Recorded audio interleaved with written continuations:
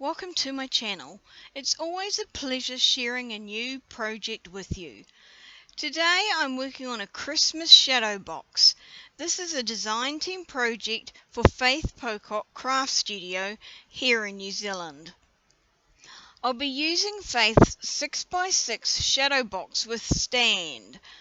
You can see it here in the picture that comes with the kit, though in this particular project I won't actually be using the stand. I've already put the kit together prior to starting the filming. I've used my favourite glue, Aleene's Tacky Glue, as I find this works really well with the MDF wood. I'm starting off with just putting a little bit of gesso onto the base.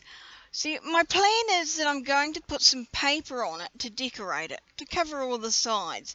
But for now, I'm just starting off with Dina Wakley Media white gesso on all those edges, just in case the paper doesn't go all the way to the sides and there may be a gap between the front and the sides, for instance.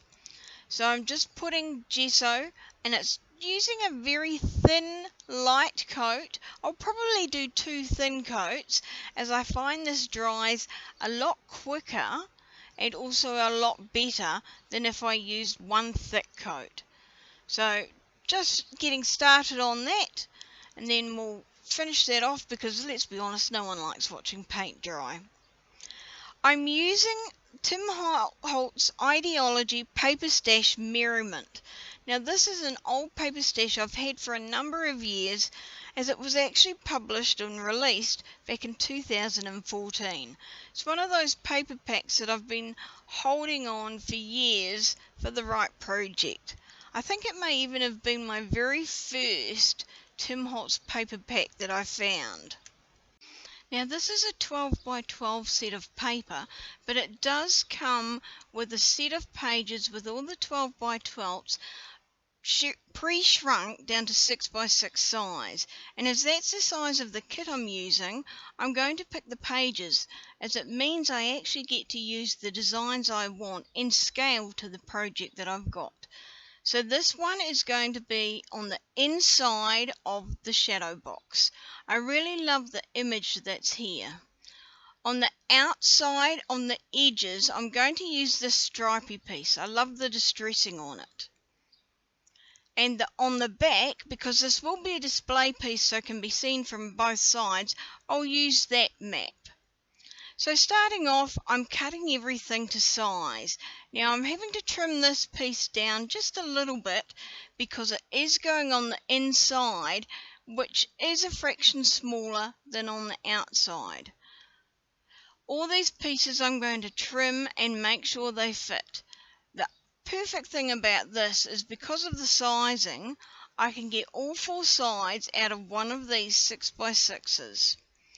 For the inside, I'm going to use this piece, and with some clever measuring, I can actually make it so that 2 rows of the images fit perfectly on the inside of this, and they will coordinate really well with the background that I've chosen. All the pieces have been cut to size and double check that they are the right size. Now I could use them as they are, because they are a beautifully coordinated pack. The designer has done a great job of doing that, but I like to add a little bit of distressing. I find it really does add some definition to the project. So when I add distressing, I like to add 2 colours. The first one I'm adding is Distress Oxide Vintage Photo. Now I normally put a slightly wider spread of this ink, or the first ink that I use, because that's the lighter one. I start on the edge and actually spread it, normally maybe 1/4 of an inch, maybe a fraction more depending on the size of the piece. I like to also ensure that the cut edges have some colour in them so that they don't stand out a stark white, because that's the core paper that most of them are, and it really can seem really obvious. As well as adding definition to all the pieces in the project, using a distress ink gives the project a really cohesive look.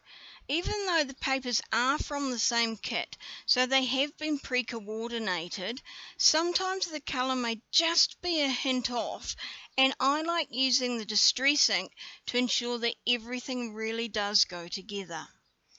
Now, the second colour I'm using for distress ink is Gathered Twigs. This is a slightly darker brown, and I'm only using it right on the very edge of the paper and just a slight hint onto the top.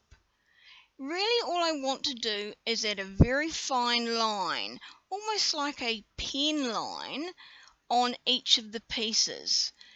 It just gives them a real touch of oomph that you don't notice until you see something without it. And I'm going to compare two pieces in a minute. One which has the second layer of ink on it, as you've seen here, to one with just the first layer.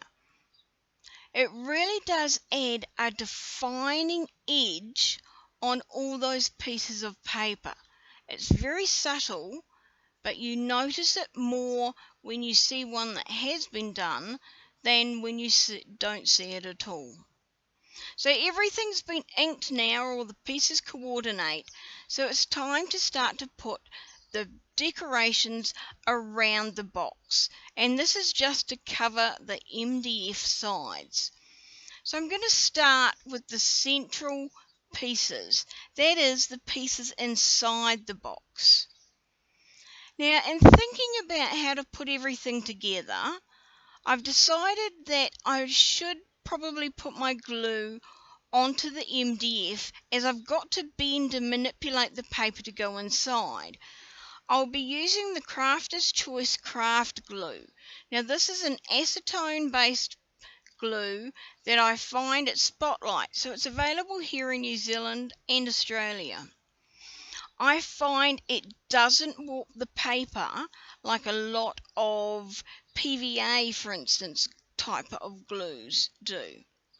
So once again, putting the glue onto the MDF. Now I'm starting with the side pieces. These are the ones with those repeated labels on them.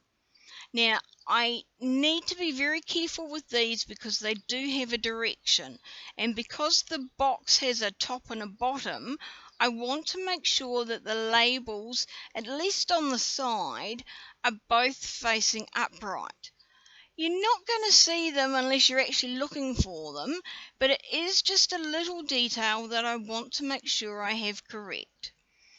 So I've added the adhesive around the edge of the side as well as a splash in the middle. This is just to make sure the paper is well secured to the inside of the box. I really don't want the paper lifting either while I'm continuing to make and design the project or once it has been completed. I'd hate for the paper to start peeling off while it's on display. So I'm just taking a little bit of time to really use my fingers to press that paper well into the glue so that it is firmly adhered. So just taking a moment now to double check that I have the paper the right way up. Don't want that pattern looking upside down. But I'll adhere everything into place and speed it up so that you don't have to watch it real time. No one likes watching glue dry.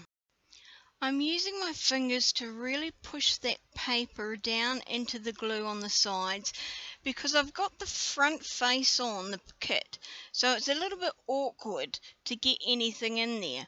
But it also allows me to push the paper in a way so that I'm able to spread the glue out and hopefully avoid too much squirting out the sides. A lot of that comes down to how much glue you put in there, and less is better than more.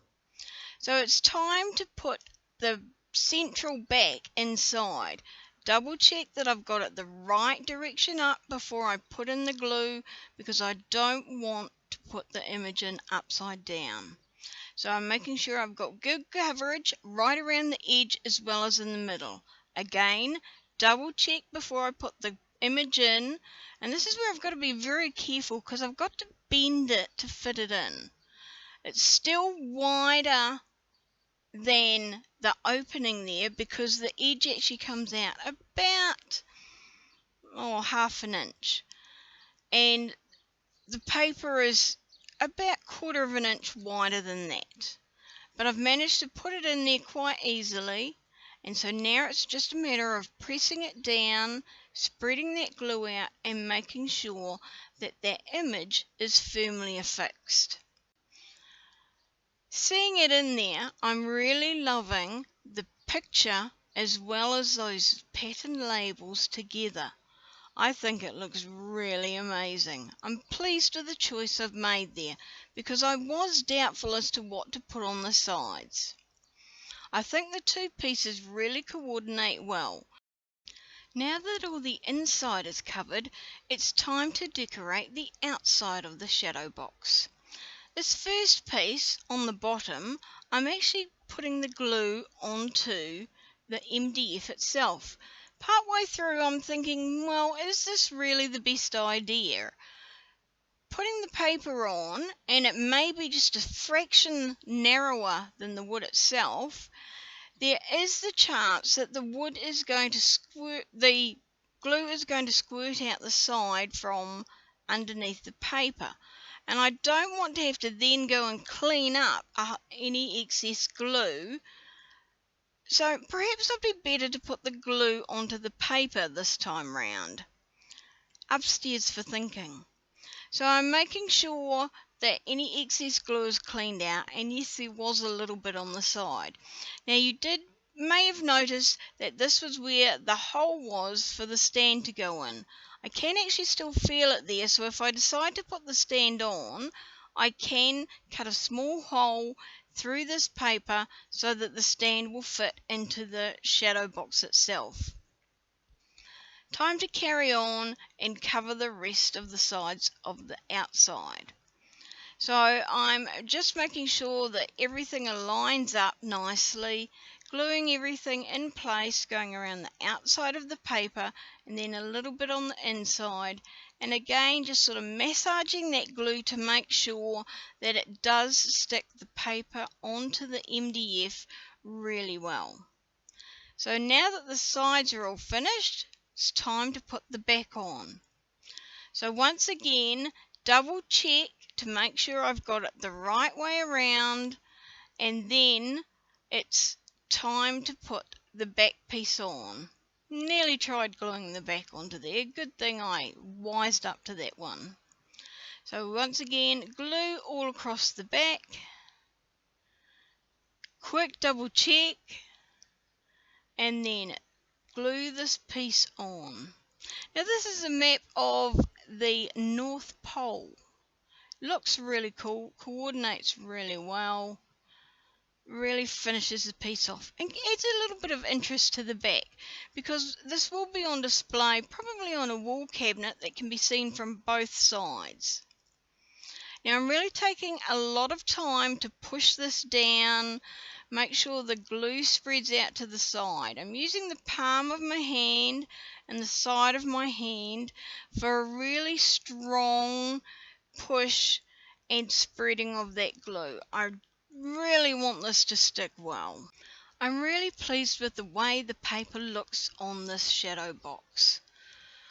I'm going to split up the videos now, so be sure to come back and have a look at the finished piece when I put all the extra bits inside the shadow box itself. Thank you.